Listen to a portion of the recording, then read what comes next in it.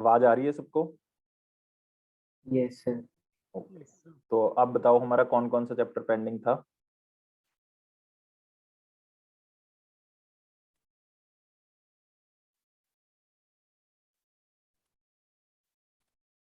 Sir climate और natural vegetation. चलो पहले क्लाइमेट स्टार्ट करते हैं ना। नेचुरल वेजिटेशन तो आधा ही है, वो तो हम कर ही लेंगे।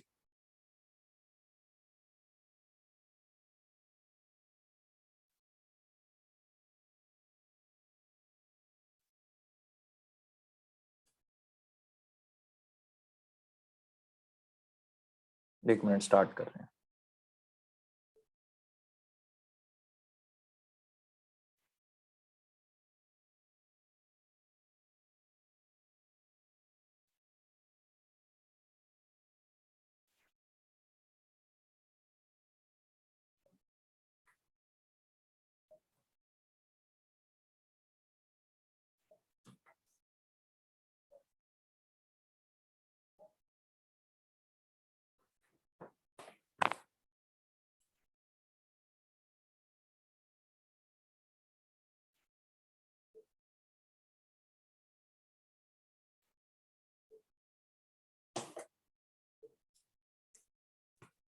चलो एक मिनट होल्ड रखो बस, मुझे थोड़ी सी साउंड का सेट कर लेना।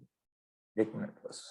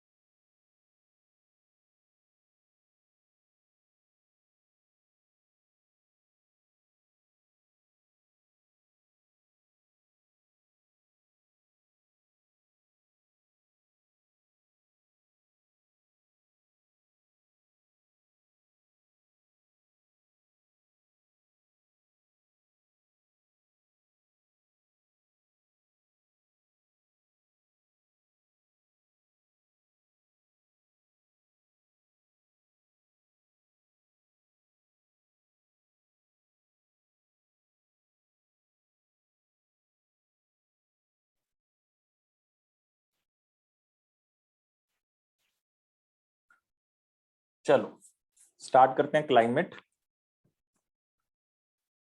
ध्यान से समझना है क्लाइमेट को।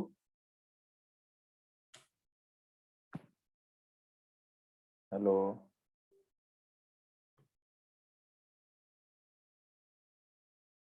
Yes sir.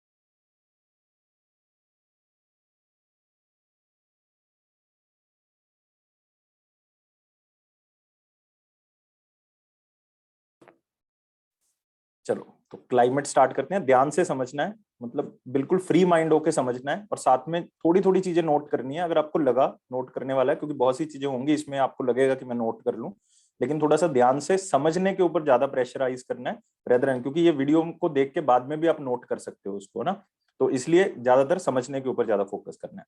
ध्यान से देखो, मैं सिर्फ लेमन लैंग्वेज में समझाऊंगा, पहले उसको ध्यान से समझना है। ठीक है, देखो मान लो दिस इज अर्थ। चलो जस्ट एक एग्जांपल ले लेते हैं, दिस इज अर्थ। तो यहाँ पे है ना, तो कुछ ऐसा कुछ है, तो आप लोग भी यहीं पे बैठे हुए हो। तो अगर मैं कहूं कि यहाँ पे कोई चीज आके गिर रही है, नीचे की तरफ गिर रही है, तो मुझे बताओ एक नंबर पॉइंट के ऊपर प्रेशर क्या होगा, यहाँ पे प्रेशर क्या होगा बताओ। पार्टिसिपेट करोगे तो ही समझ में आएगा। बताओ यस। Increase. मैक्सिमम। बढ़ेगा या कम होगा? ज्यादा। सबने बताना है यार, 21 लोग बैठे हुए आंसर 2 ही कर रहे हैं। क्या होगा, ज्यादा होगा या कम होगा? ज्यादा। मैक्सिमम। ज्यादा होगा, है ना। देखो आपको अगर नहीं भी पता ज्यादा लग होगा रहा है सर। तो आप ये कह सकते हो कि आप अपने हाथ के ऊपर ना पेन को प्रेशराइज करके देखो, अपने हाथ के ऊपर पेन को प्रेस करके देखो, तो आपके हाथ के ऊपर प्रेशर जो है वो क्या होगा, इंक्रीज होगा। तो मैं कह सकता हूं कि 1 नंबर पॉइंट के ऊपर प्रेशर जो है वो बढ़ रहा है। ध्यान से समझना है हर चीज को, क्योंकि यहीं से आपका सारा कुछ क्लियर हो जाएगा। अब यहां से कोई चीज ऊपर जा रही है, बताओ अब मुझे 2 नंबर पॉइंट के ऊपर प्रेशर क्या हो रहा है? डिक्रीज। तो हटा लो अपने हाथ से, तो प्रेशर क्या हो रहा है, डिक्रीज हो रहा है। तो प्रेशर क्या हो गया, कम हो गया। अच्छा 3 नंबर पॉइंट के ऊपर बताओ क्या हो रहा है प्रेशर? इंक्रीज। 3 नंबर चीज के ऊपर प्रेशर जो है वो बढ़ेगा, क्योंकि यहाँ पे आके टकरा रही है वो चीज, इसका मतलब यहाँ पे प्रेशर जो है वो बढ़ेगा। 4 नंबर पे डिक्रीज। कम हो जाएगा। ठीक है, मैं प्रेशर की ही क्यों बात कर रहा हूँ, क्योंकि जो हवा है वो किसके अकॉर्डिंग चलती है, प्रेशर के अकॉर्डिंग चलती है। तो इसीलिए प्रेशर का हमें पता करना होगा कि वहां पे प्रेशर कैसा है, ज्यादा है या कम है। इसीलिए प्रेशर के बारे में जिक्र कर रहे हैं। लेकिन हम प्रेशर को रिलेट करेंगे टेम्परेचर के साथ। अब मुझे बताओ, जहां पे टेम्परेचर ज्यादा होगा वहां पे हवा हल्की होगी या हैवी होगी? हल्की। सर हल्की होगी। हल्की। क्योंकि आपको पता है इवेपोरेशन हो जाएगी और हवा क्या हो जाएगी, हल्की हो जाएगी, तो ऊपर उठेगी। जहाँ पे टेम्परेचर ज्यादा है तो वहां पे हवा क्या उठेगी, ऊपर उठेगी।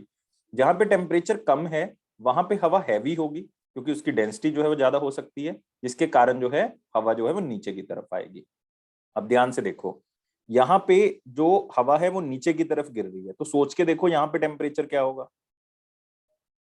लो। लो। टेम्परेचर लो होगा। लो होगा इसका मतलब स्नो हो सकती है यहाँ पे, इसलिए वो नीचे की तरफ गिर रहा है। यहाँ पे टेम्परेचर हाई। हाई होगा, इसका मतलब यहाँ पे टेम्परेचर जो हाई हो।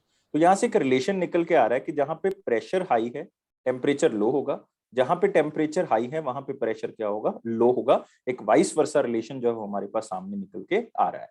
तो पहला पॉइंट हमने क्या लिखना है, लिखो पहला पॉइंट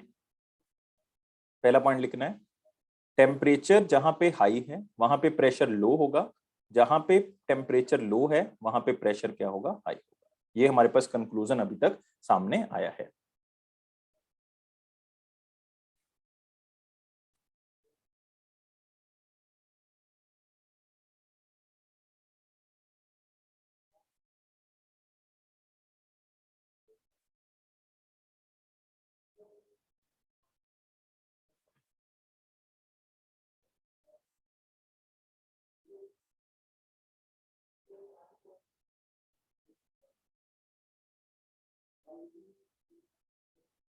डन, लिख लिया, मुझे बता दियो Yes, sir. आपको एनफ।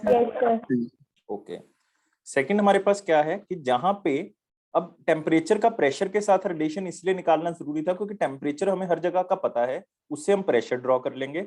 फिर हम प्रेशर इसलिए ड्रॉ कर रहे हैं क्योंकि हाई हवा जो मूव करती है, जो मूवमेंट है विंड की, दूसरा पॉइंट नोट करना है, जो मूवमेंट है विंड की वो क्या होती है, high pressure to low pressure. दूसरा पॉइंट ये लिखना आपने, मूवमेंट विंड की क्या होती है, हाई प्रेशर से लो प्रेशर, इसलिए प्रेशर के साथ रिलेशन जो है वो टेम्परेचर का निकाल रहे थे हम।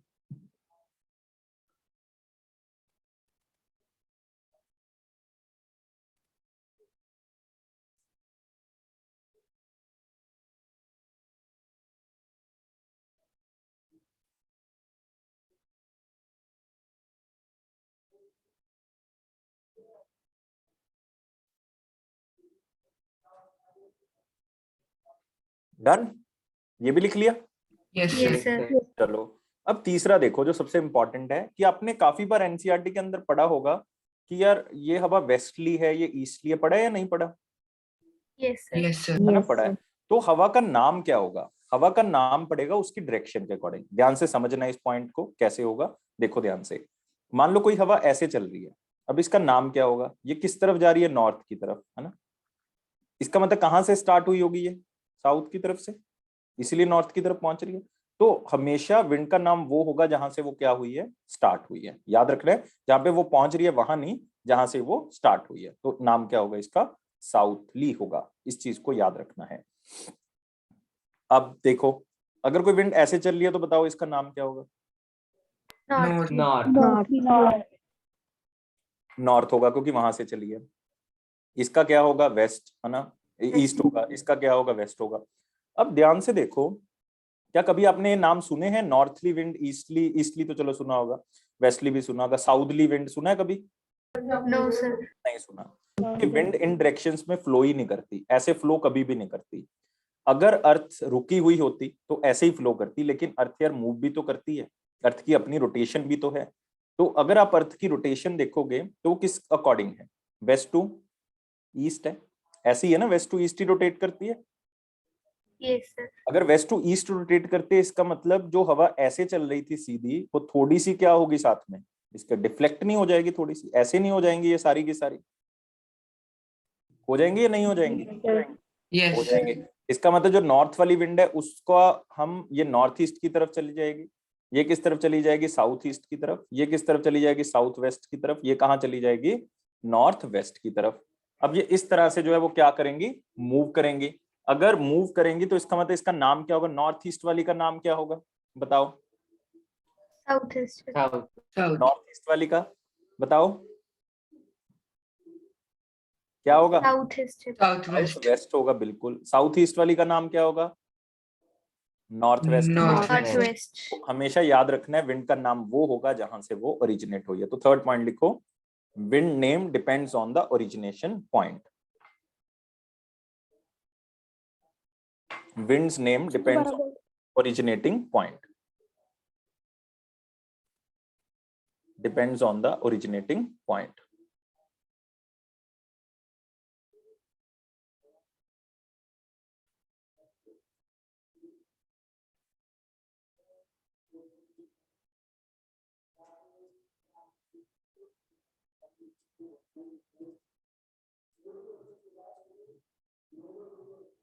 Sir, done. डन। चलो, तीनों पॉइंट क्लियर है? किसी को कोई डाउट हो? क्योंकि सारी चीजें इसी के बेस में, अगर ये समझ में आ गया आपको, क्लाइमेट समझ में आ गया। डन। बताओ किसी को भी कोई डाउट हो? No. किसी को? ओके, चलो ये तीनों चीजें क्लियर होगी। अब देखो ध्यान से, अब हम ये चीजें ना अर्थ के ऊपर ड्रॉ करनी है बस, और कुछ नहीं करना। ध्यान से देखियो, मैं दो डायग्राम्स को ड्रॉ करूंगा, उसके अकॉर्डिंग हम इसको बना लेंगे। ये देखो, ये है आपके पास 0 डिग्री की लाइन। कितने डिग्री के बनाते हो? 23.5 डिग्री के बनाते हैं। हम क्लाइमेट सिस्टम कर रहे हैं, थोड़ा सा डिफर कर लेते हैं।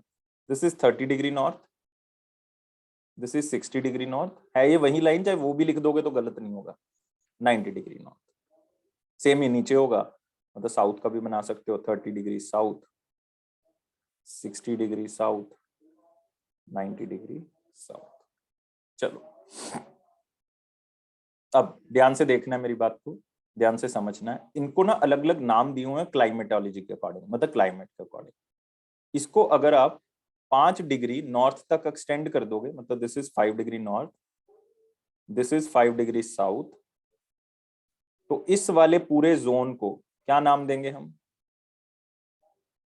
इस वाले पूरे जोन को एक नाम दिया जाता है ITCZ। लिखना है अपने साथ में, डायग्राम को बनाना है। ITCZ, inter tropical convergence zone. लिख लो इसको, इंटर ट्रॉपिकल कन्वर्जेंस जोन। इसको ICSE वाले लिखते हैं डोल ड्रम्स, ये भी लिख सकते हो, लेकिन ये ICSE की लैंग्वेज है। हमारे यहाँ पे इंटर ट्रॉपिकल की, दो ट्रॉपिकल एरिया के बीच में। तो 5 डिग्री नॉर्थ से लेके 5 डिग्री साउथ वाला जो एरिया है उसको हम कहते हैं ITCZ। मतलब सिंपल कह सकते हो, इक्वेटर वाली लाइन को हम क्या कहते हैं? ITCZ। अगर ये ट्रॉपिकल है,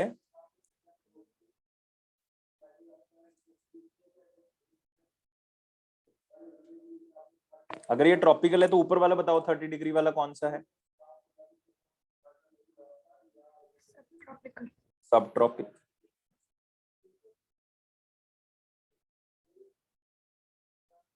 सब ट्रॉपिक। ये कौन सा होगा? सब पोलर। सब पोलर। ये कौन सा होगा? पोलर। ये कौन सा होगा? पोलर।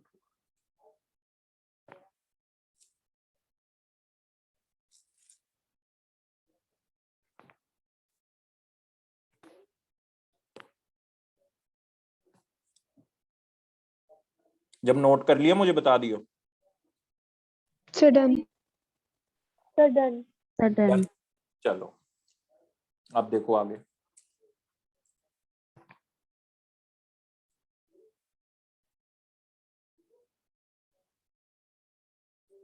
अगली डायग्राम बनाते हैं।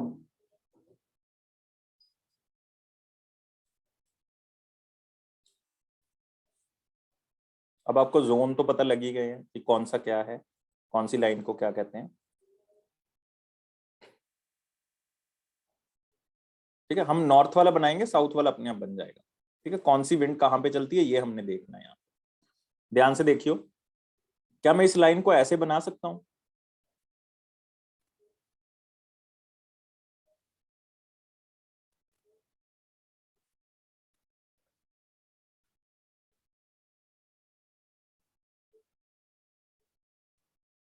ऐसे बना सकता हूं, बताओ यस और no. Yes, sir. Yes, sir. Yes, sir. चलो समझेंगे, इस लाइन से ड्रॉ करेंगे यहां पे।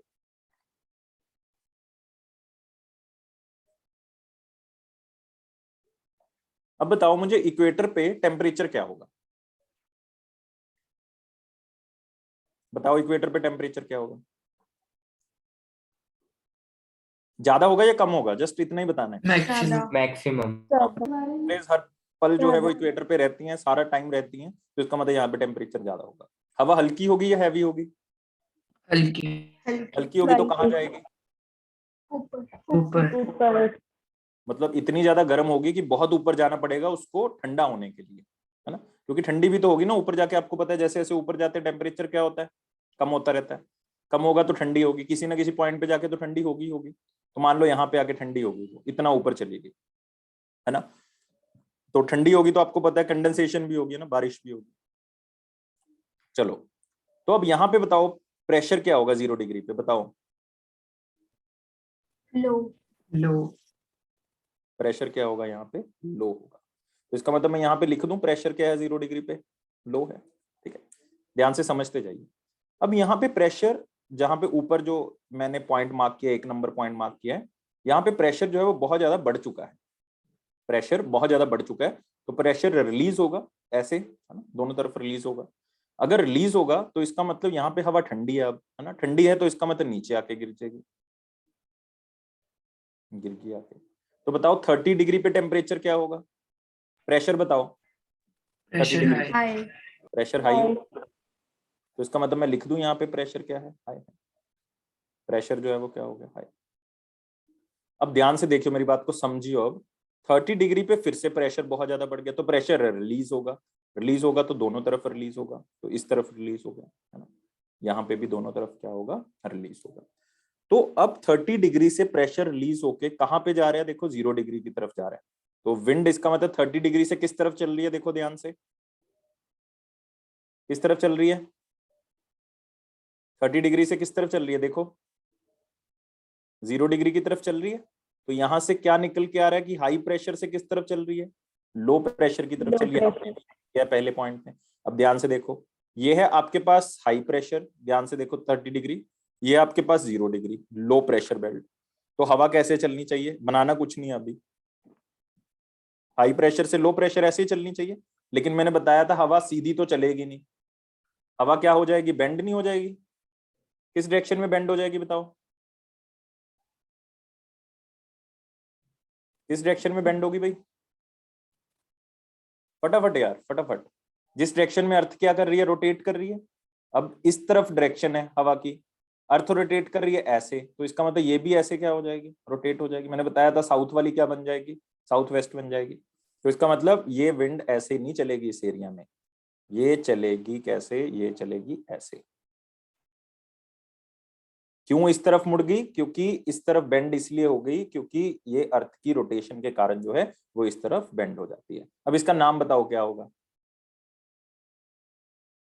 बताओ बताओ। Northeasterly.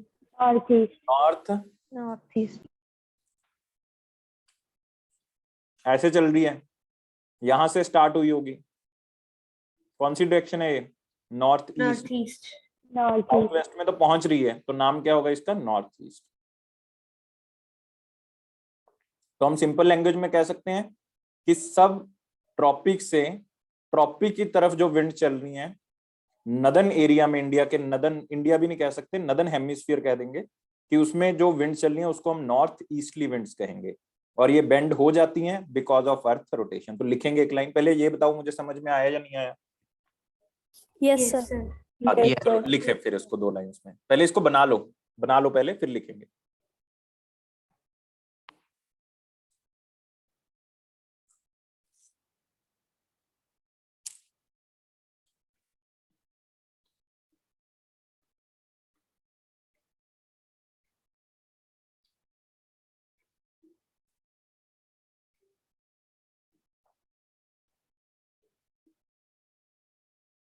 जब बना लिया बता दियो मुझे।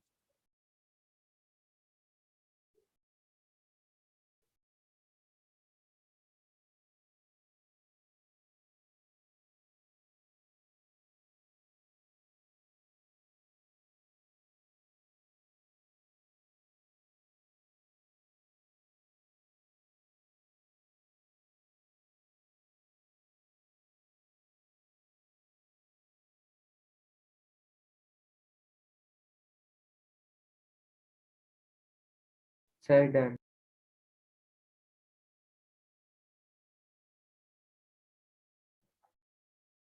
सबने बना लिया? किसी का रह तो नहीं गया? No, sir. अच्छा चलो लिखो एक लाइन पे, लिखो। ठीक है, अलग पेज पे लिखना है क्योंकि दूसरा पॉइंट फिर लिखेंगे, फिर तीसरा लिखेंगे। 3 पॉइंट्स हम जनरली लिखेंगे, तीनों एरिया के अलग अलग।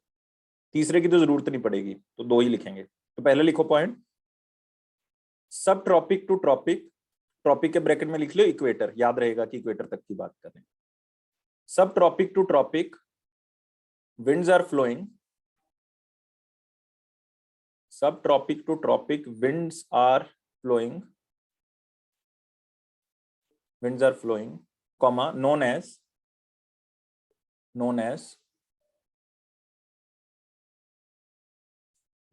northeasterly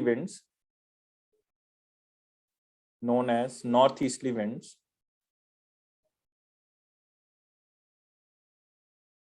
it bends towards, अच्छा मुझे बताओ ये राइट साइड की तरफ बेंड हुई है या लेफ्ट साइड की तरफ बेंड हुई? Left. Left. अच्छा ध्यान से देखो, अगर आप ऐसे चल रहे हो तो ये आपका लेफ्ट है, ये आपका राइट है, ठीक है। अगर आप ऐसे चल रहे हो तो ये आपका क्या हो जाएगा? राइट, ये क्या हो जाएगा? लेफ्ट। तो इसका मतलब आप बताओ मुझे किस तरफ बेंड हुई, राइट या लेफ्ट? Right. Right. Right. लिखो, it bends towards right side, due to कौन सी फोर्स? Coalitive force. हाँ, ड्यू टू कॉरियोलिस फोर्स। लिख लो, मैं यहाँ पे लिख देता हूँ spelling, due to Coriolis force.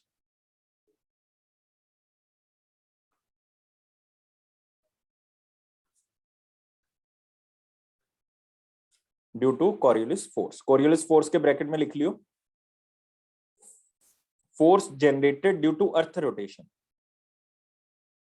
Force generated due to earth rotation.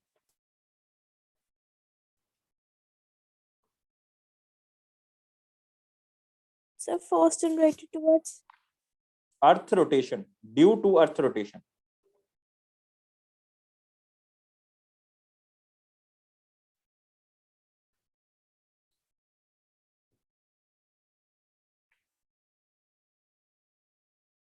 Clear? Yes. yes, Yes, sir. sir. चलो अब अगला आ जाओ, ध्यान से। पहले ना 90 वाला बनाएंगे, फिर अगला बनाएंगे, ध्यान से देखियो।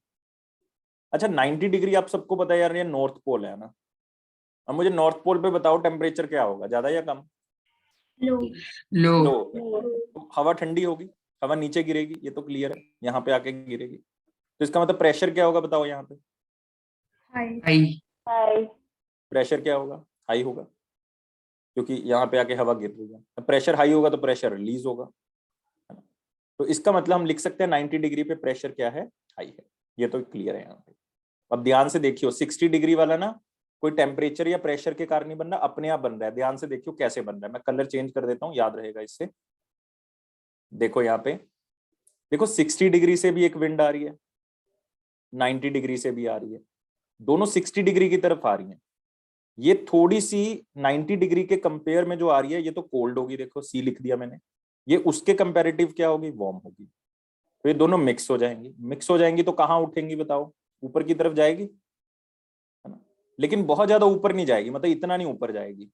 क्यों नहीं जाएगी, अच्छा बताओ, अगर किसी को समझ में आया तो वो बताएगा।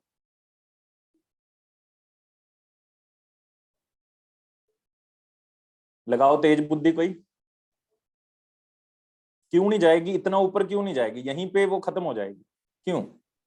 सर क्योंकि ना वो ज्यादा गर्म ना ना वो ज्यादा ठंडी है। देखो मैं आपको एक सिंपल सी एग्जांपल लेता हूं। मान लो इस विंड का टेम्परेचर, जस्ट एग्जांपल ले रहा हूं, ध्यान से सुनना, मैं रब कर दूंगा इसको, ठीक है, एग्जांपल है जस्ट।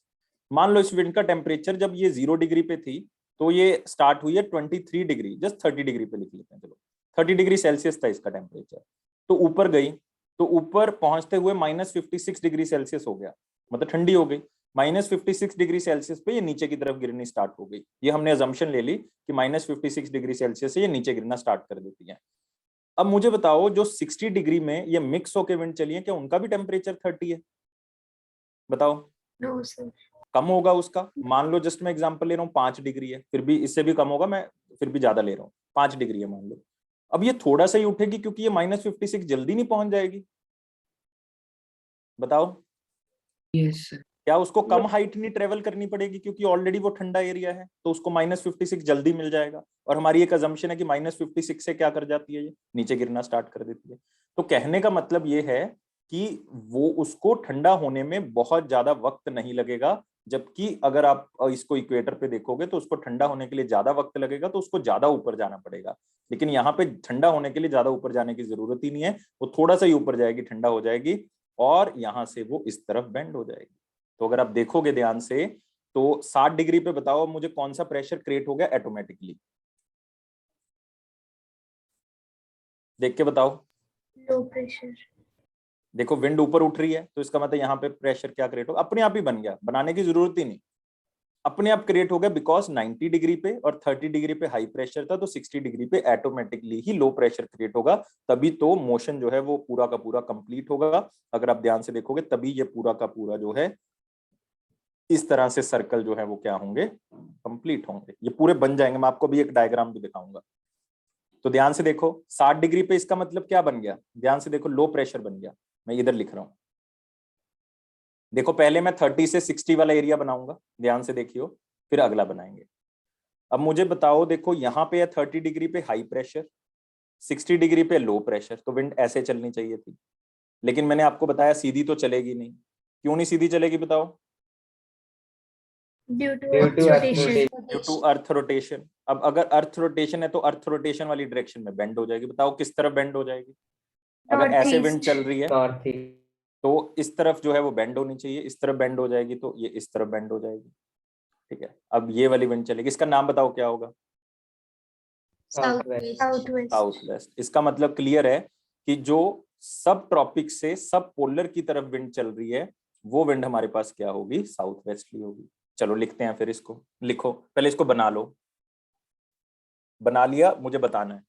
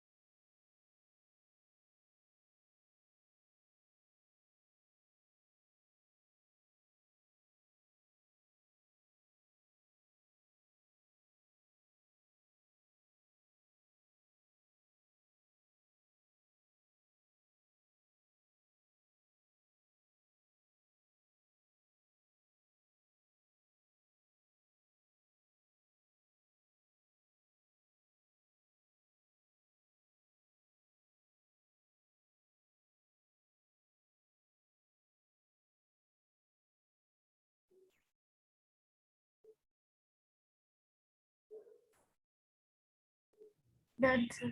डन। चलो अब लिखो इसको, लिखो सब ट्रॉपिक टू सब पोलर, सेकंड पॉइंट बना के लिखना है, सब ट्रॉपिक टू सब polar winds are moving, winds are moving known as subtropic to subpolar winds are moving known as southwesterly winds, southwesterly winds, it bends towards, बताओ right side या left side? Left side. It bends toward, ध्यान से देखो भाई, अब ऊपर की Right तरफ जा रही है side. विंड, तो Right. इस तरफ बेंड हुई है, राइट साइड ही आएगा। It bends towards right side due to Coriolis force.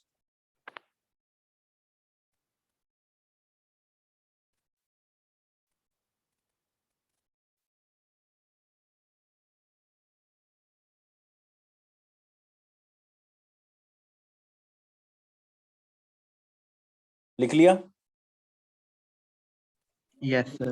अच्छा अब अगला बता दो, फिर यहाँ पे बताओ मुझे 90 से 60 में कौन सी विंड चलेगी, नाम क्या होगा उसका, नाम ही बता दो सीधा, क्योंकि फिर इसका मतलब समझ में आ गया आपको।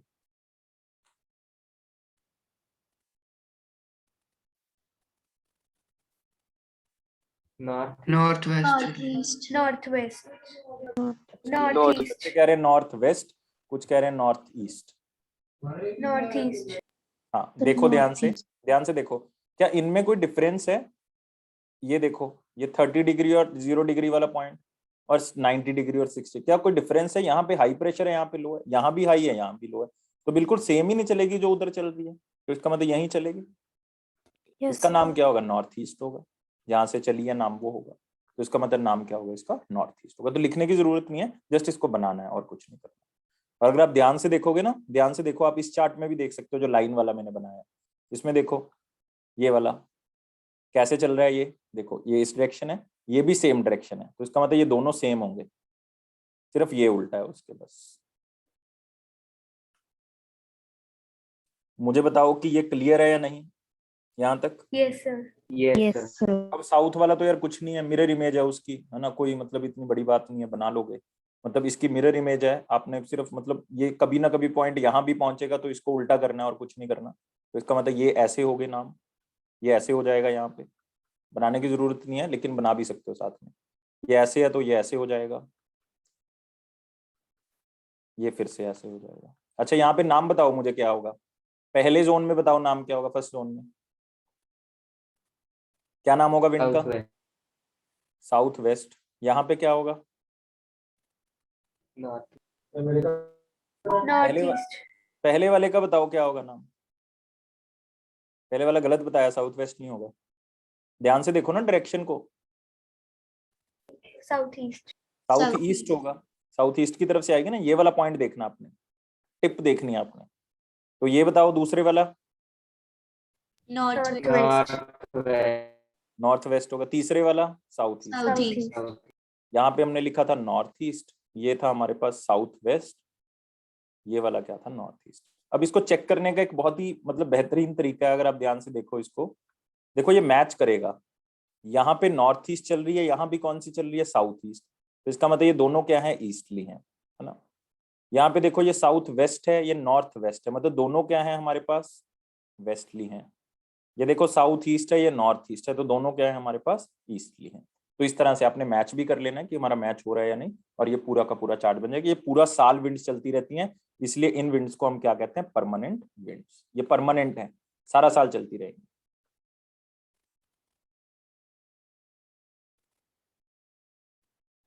आई होप ये क्लियर होगा कि किस तरह से विंड चल रही है। इसके बाद मैं एक डायग्राम दिखाता हूँ आपको, फिर उससे थोड़ा सा आपको मतलब आइडिया हो जाएगा कि एक्चुअल में जो हमने बनाया है वो मतलब कैसे काम करता है।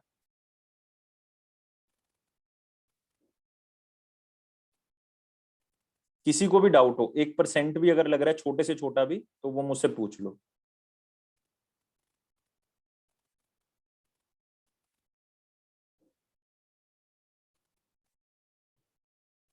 क्लियर? Yes, sir. चलो एक डायग्राम दिखाने की कोशिश करता हूँ, ढूंढनी पड़ेगी, 1 मिनट देखता हूँ, मेरे पास थी।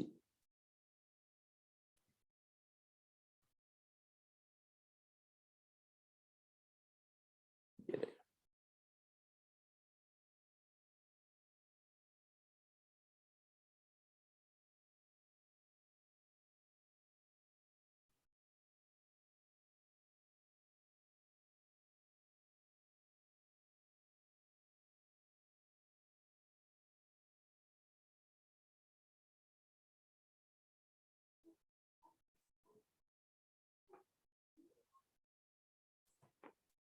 देखो दिख रही है पिक्चर, Yes, sir. है ना? तो इसमें अगर आप ध्यान से देखोगे ये वाला, तो ये आपको यहाँ पे दिखेगा कि देखो क्या है प्रेशर। आप हमारी डायग्राम के साथ कॉपी पे चेक करो, low pressure, high pressure, low pressure, high pressure, ठीक है ये तो।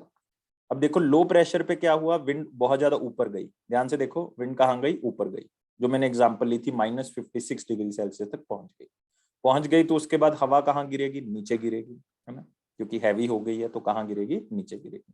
नीचे गिरेगी तो इस तरफ क्या करेगी, मूव करेगी। देखो कौन सी विंड चल रही है यहाँ पे, मैंने बताया था 30 डिग्री से लेके 0 डिग्री तक कौन सी विंड चल रही है, नॉर्थ ईस्टली विंड चल रही है, ठीक है। अब देखो यहाँ पे मैंने बताया था क्लाउड्स बहुत ज्यादा बनेंगे, क्यों बनेंगे, क्योंकि इक्वेटर है भाई, ये इक्वेटर है, तो इसका मतलब यहाँ पे बहुत ज्यादा इवेपोरेशन होगी। जितनी इवेपोरेशन ज्यादा होगी उतनी कंडेंसेशन भी ज्यादा होगी, तो क्लाउड्स अपने आप ही यहाँ पे क्या बनेंगे, ज्यादा बनेंगे। इसलिए सबसे ज्यादा फॉरेस्ट जो आपको मिलेंगे वो भी ट्रॉपिक ऑफ इसके जो इक्वेटर है उसके ऊपर ही मिलेंगे। उसके बाद वाला क्लियर है, देखो यहाँ पे क्या उतना ही ऊपर गई जितना यहाँ पे गई थी, नहीं भाई उतना तो ऊपर गई नहीं, कम गई है ऊपर, अगर आप देखोगे ध्यान से, है ना। तो क्लाउड्स यहाँ पे थोड़े ही बनेंगे, क्यों थोड़े बनेंगे, क्योंकि यहाँ पे ऑलरेडी हवा इतनी ज्यादा ठंडी थी, गर्म तो इतनी ज्यादा थी नहीं, जिसके कारण जो है यहाँ पे क्लाउड्स बहुत ही कम बनेंगे। और यहाँ पे जो है वो क्या हो जाएगा, थोड़ी बहुत बारिश जो है वो यहाँ पे होगी। तो इस डायग्राम को भी आप जो है वो थोड़ा सा चेक कर सकते हो, अगर आपको लगता है कोई डाउट है मेरे से दोबारा से पूछ लो। ये नहीं आपने नोट करना, like polar cell, ferrel cell, Hadley cell, ये इनके नाम दिए गए हैं तो आपको याद करने की जरूरत नहीं है। अब मेरे ख्याल से इस डायग्राम से और भी क्लियर हो गया, किसी को भी कोई डाउट है, क्योंकि अगर ये चीज क्लियर है तो मतलब आपको पूरा क्लाइमेट क्लियर है, आप पूरे वर्ल्ड में कहीं भी चले जाओ इसी तरह से हवा चलेगी हमेशा, जो हमने लिखी है, जो हमने बनाई है, समझ आना चाहिए बस।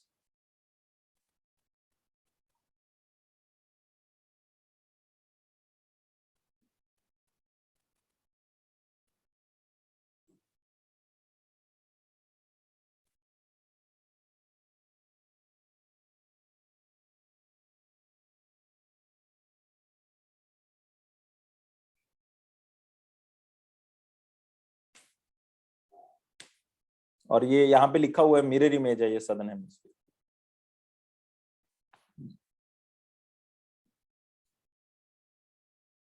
क्लियर? Yes, sir. चलो Yes, sir. अब आ जाओ, हेडिंग दे लो मॉनसून। मॉनसून का कंसेप्ट करेंगे। मॉनसून जो है वो टेम्परेरी विंड है, टेम्परेरी विंड है, ठीक है। रफली समझते हैं पहले मॉनसून को, रफली समझ में आ गया फिर आपको एग्जैक्ट भी मैं बता दूंगा कि एक्चुअल में वो विंड कहाँ पे चलती है, लेकिन पहले रफली समझ लो फिर आपको क्लियर हो जाए। बहुत ही सिंपल सा कंसेप्ट है यार मॉनसून, याद रखना है मॉनसून जो है वो टेम्परेरी विंड है, जो अभी हमने किया वो परमानेंट विंड है। मैं सिर्फ 3 ही लाइंस को ड्रॉ करूंगा। दिस इज 23.5 डिग्री, मतलब मैं ये इंडिया के बेसिस पे ड्रॉ कर रहा हूँ, ये ऑस्ट्रेलिया के बेसिस पे, ये जो है वो साउथ अमेरिका ले रहता हूँ, ये ऑस्ट्रेलिया है, ये इंडिया है। जस्ट मैं आपको रफली समझा रहा हूँ, इसलिए थोड़ा सा ध्यान में रखना है। ये जितनी भी चीजें मैं बताऊंगा ये सारी ट्रू नहीं है, लेकिन it is according to your understanding, ताकि आपको समझ में आ जाए। लेकिन हाँ चलती ऐसी है जैसे मैं अभी बताऊंगा आपको। देखो कब आती है मानसून, बताओ इंडिया में, इंडिया में मानसून कब आती है, बताओ बताओ, कोई आइडिया तो दे दो, कोई महीना बता दो, मंथ बता दो कोई भी। जून। चलो जून ले लेते हैं, जून, जुलाई में पंजाब में आ जाती है, तो चलो जून ले लेते हैं। इंडिया में बात करें तो जून में आ जाती है। तो जून में टेम्परेचर क्या होता है इंडिया का, ज्यादा होता है या कम होता है, High. High. हाई होता है, ज्यादा। गर्मियां होती हैं भाई बहुत ज्यादा, है ना, तो छुट्टियां Right. होती हैं आपको, तो टेम्परेचर जो है वो क्या होता है, ज्यादा होता है। इसका मतलब हम लिख सकते हैं यहाँ पे टेम्परेचर क्या होगा, ज्यादा। अगर टेम्परेचर ज्यादा है तो प्रेशर क्या होगा, बताओ। कम. कम। जहाँ पे प्रेशर कम होता है वहां पे विंड आती है या वहां से जाती है, आती है. आती है, Yes. कहीं ना कहीं से तो आएगी। कहाँ से आएगी, जहाँ पे प्रेशर क्या होगा, ज्यादा, ज्यादा. टेम्परेचर क्या होगा, कम। तो इसके ऑपोजिट क्या होता है, कैप्रिकॉर्न। तो कैप्रिकॉर्न पे टेम्परेचर क्या होगा इस टाइम पीरियड पे, कम, प्रेशर क्या होगा, हाई। क्यों ऐसा होता है मैं आपको थोड़ा सा आइडिया देता हूँ, बाकी हम क्लास के अंदर मैं आपको बताऊंगा, क्योंकि सीजन अभी हम करेंगे।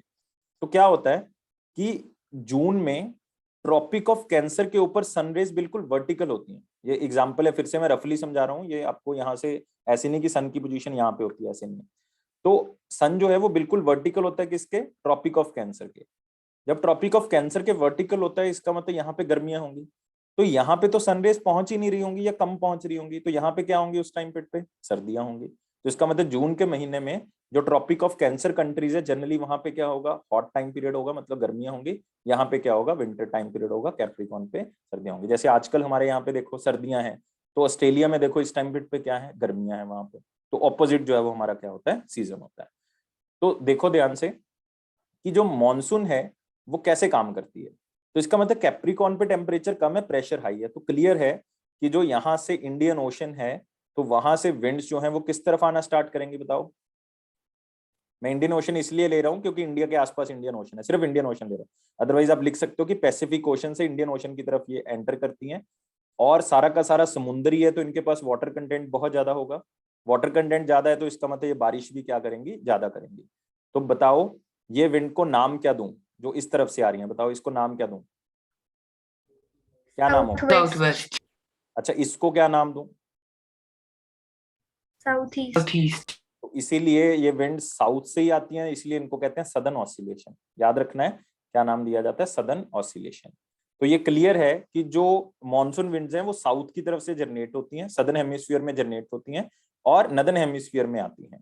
और जब वो आती है, मैं सिर्फ इंडिया के रिस्पेक्टिव में बात कर रहा हूँ, तो इंडिया में सबसे पहले कहाँ पे टकराएंगी बताओ, सबसे पहले कहाँ पे टकराएंगी, केरल, केरला में केरला, टकराएंगी क्योंकि सबसे नीचे तो केरला है। वेस्ट में कहाँ पे टकराएंगी, इधर ईस्ट वाली साइड पे तमिलनाडु, तमिलनाडु, तमिलनाडु। ऐसे ही होना चाहिए था, तमिलनाडु में टकरानी चाहिए थी, लेकिन एक थोड़ी सी प्रॉब्लम आती है कि विंड्स की जिस डायरेक्शन में विंड्स आ रही होती हैं बिल्कुल बीच में जो है वो अंडमान निकोबार आ जाता है, अंडमान निकोबार पे टकरा जाती हैं, रेदर देन पूरा तमिलनाडु पे नहीं टकराती। तो यहां तक जो है वो बारिश नहीं होती तमिलनाडु में, मॉनसूनल विंड जो है वो बारिश नहीं करती तमिलनाडु में। इसलिए तमिलनाडु एरिया का जो साउथ पार्ट है, जितना जितना मैंने यहाँ पे कवर किया है, उसको कहते हैं रेन शेडो एरिया। क्यों रेन शेडो, क्योंकि वहां पे शेडो हुई, मतलब बारिश नहीं हुई एक्चुअल में, वहां पे बारिश होने की संभावना थी, हो जाती अगर अंडमान निकोबार बीच में ना आता। तो कुछ अंडमान निकोबार को टकरा के इधर बेंड कर जाएंगे, कुछ अंडमान निकोबार को क्रॉस करके तमिलनाडु में बारिश कर देंगी, लेकिन तमिलनाडु के सिर्फ नॉर्थ एरिया में बारिश होगी। इसलिए सबसे ज्यादा जो बारिश करती है वो साउथ वेस्ट विंड्स करती हैं सबसे ज्यादा, और सबसे ज्यादा कंटेंट भी पानी का ही इनके पास होता है। तो अगर आप देखोगे फिर जुलाई में अगस्त में पंजाब में पहुंच जाती हैं, लेकिन अगर आप सितंबर में देखोगे तो हमारे यहाँ पे टेम्परेचर जो है वो थोड़ा सा चेंज होना स्टार्ट हो जाता है। तो जम्मू कश्मीर में ऑलरेडी जो है वो थोड़ा सा टेम्परेचर ठंडा होना स्टार्ट हो जाता है, जम्मू कश्मीर तक पहुंच जाती है सितंबर में। लेकिन सितंबर लास्ट में और अक्टूबर में अगर आप देखोगे हमारे यहाँ पे टेम्परेचर क्या होना स्टार्ट हो जाता है बताओ, डिक्रीज, डिक्रीज। अगर डिक्रीज होना स्टार्ट हो जाता है तो बताओ कहाँ पे इंक्रीज होना स्टार्ट होगा, कैप्रिकॉन केरला, पे। कैप्रिकॉर्न, कैप्रिकॉन पे क्या होगा, इंक्रीज होना स्टार्ट होगा, प्रेशर यहाँ पे कम होना स्टार्ट हो जाएगा। तो मैं चेंज चलो पहले यहाँ तक लिखो, फिर ये सितंबर अक्टूबर वाला दोबारा करेंगे, कंफ्यूज हो जाओगे अदरवाइज। पहले लिखो यहाँ तक क्लियर है ना सबको यस कि सर, मॉनसून कैसे, लिखो यस पहले लिखो। कैसे लिखोगे इसको, हाँ लिखो, in the month of June, in the month of June Indian subcontinent temperature decreases increases sorry in June Indian subcontinent temperature increases and pressure decreases,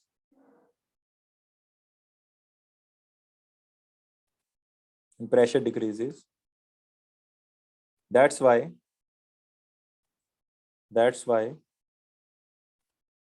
winds start flow from Pacific Ocean to Indian Ocean. Pacific Ocean to Indian Ocean.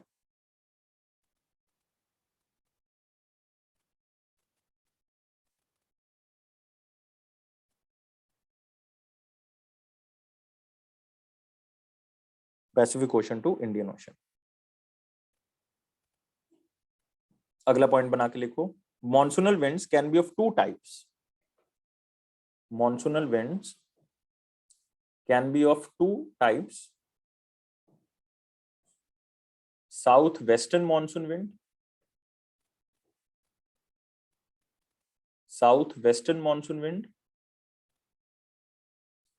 Second is south eastern monsoon wind, south western monsoon wind, second is south eastern monsoon wind.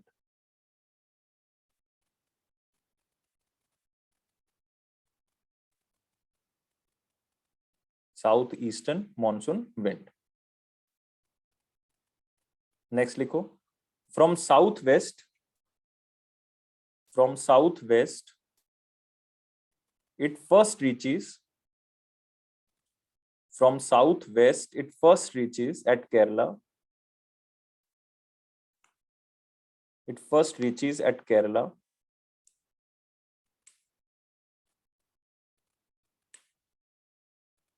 Like bracket में date लिख लो एक, है ना, याद रहेगा इससे।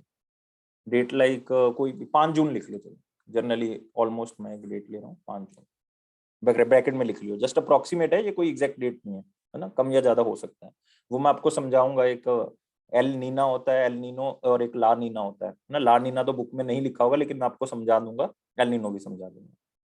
तो generally आप 5 जून लिख लो। नेक्स्ट लाइन में लिखो, from south east it first reaches, from south east it first reaches at Kerala,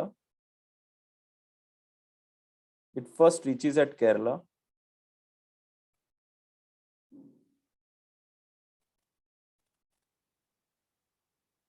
it first reaches at Kerala,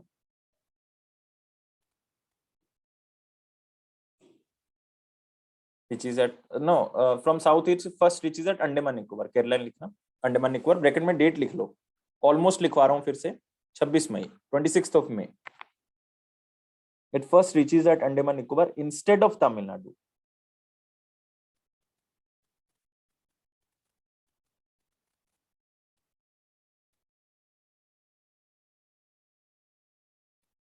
it first reaches at Andaman Nicobar, bracket में डेट लिख लो 26th में, instead of Tamil Nadu, that's why Tamil Nadu area, that's why Tamil Nadu area is known as rain shadow area, that's why Tamil Nadu area is known as rain shadow area।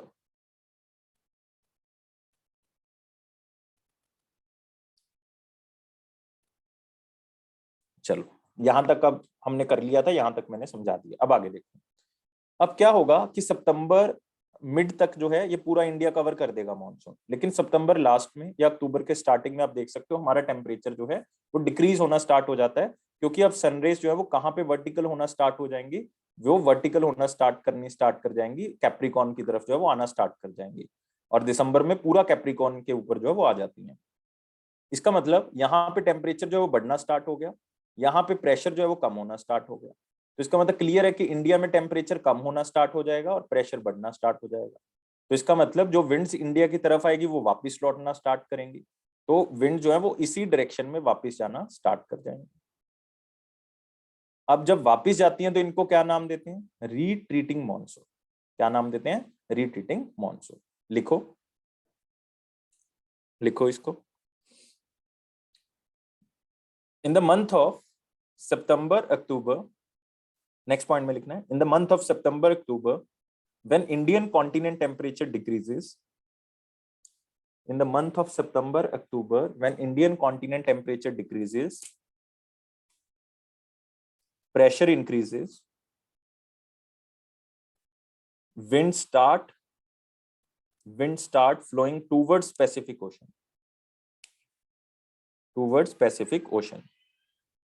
known as retreating monsoon, retreating monsoon। तो जब winds वापस जाती है monsoon में wind तो retreating monsoon कहते हैं उसको, जब आती है तो उसको मॉनसून कहा जाता है। ठीक है, अब ध्यान से देखो, जो मॉनसून का टाइम पीरियड है वो बेसिकली कब तक रहेगा, मॉनसून का टाइम पीरियड जनरली जून में स्टार्ट होता है और ये कब तक रहता है, सितंबर तक, और जो रिट्रीटिंग मॉनसून का टाइम पीरियड है वो रहता है अक्टूबर से लेकर दिसंबर तक। दिसंबर में रिट्रीटिंग मॉनसून का कंसेप्ट खत्म होता है, ये बात याद रखनी है।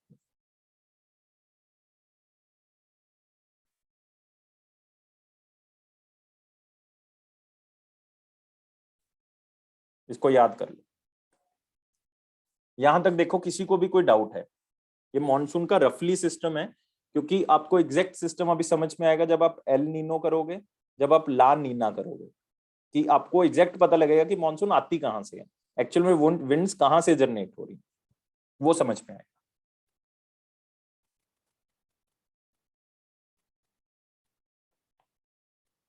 तो इस चैप्टर के अंदर 2 टॉपिक्स रह गए हैं, एक तो ला नीना वाला, एल नीनो दिया हुआ है बुक के अंदर, ला नीना उसका ऑपोजिट होता है, तो दोनों ही कर लेंगे। एक जो है वो टॉपिक है हमारे पास सीजन्स, वो पूरी अच्छी तरह से नहीं दिया हुआ, लेकिन हम अच्छी तरह से कर लेंगे। ये 2 टॉपिक जो है वो इसके अंदर रह गए। तीसरा 2-3 क्वेश्चंस करने हैं इसमें, जो हमने डिस्कस करने हैं। बेसिकली 2 क्वेश्चन सबसे इंपॉर्टेंट है जो इसमें डिस्कस करेंगे, ठीक है। ये 3 चीजें रह गई हैं इसके अंदर। एक आपका रह गया है वाइल्ड लाइफ वाला, और वाइल्ड लाइफ में मैंने आपको wild life sanctuaries, biosphere reserve जो इंपॉर्टेंट थे वो तो लिखवा दिए थे, लेकिन रह गए हैं इसमें क्या, फॉरेस्ट वाला पार्ट। 15 मिनट का टॉपिक है, तो मोस्ट प्रोबेबली क्या 100% नेक्स्ट लेक्चर में आपका सिलेबस जो है वो कंप्लीट हो जाएगा, क्योंकि आपका यही पेंडिंग था, बाकी सारा हो चुका है। तो ये पेंडिंग हो जाएगा। तो मैं आपसे रिक्वेस्ट करता हूँ कि जितने मैक्सिमम टू मैक्सिमम डाउट्स हैं किसी भी सब्जेक्ट में वो लेके आए, ताकि हम अगले लेक्चर में उसको डिस्कस कर सकें। और अगला ही लेक्चर है, अगर आप कहोगे एक और रख लेंगे डाउट वाला ज्यादा से ज्यादा, अदरवाइज आपके टेस्ट जो है वो स्टार्ट करेंगे, और सब्जेक्ट वाइज टेस्ट होंगे, लाइक ज्योग्राफी का एक होगा, एक हिस्ट्री का होगा, एक इकोनॉमिक्स का होगा, ऐसे करेंगे।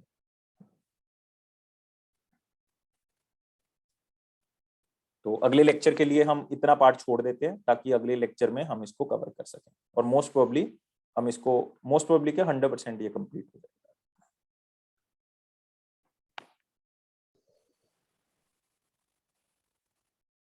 यहां तक क्लियर सबको? कोई डाउट तो नहीं है? यस और नो में बताना है। थंब, अच्छा वो दे दो, थंब एक्सप्रेशन दे दो मुझे यहाँ पे, जितनों को क्लियर है।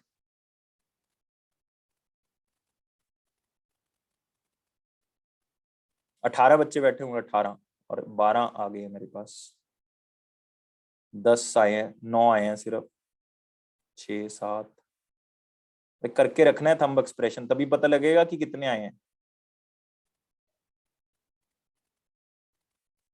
करके रखना है उसको, हटाना नहीं है अभी।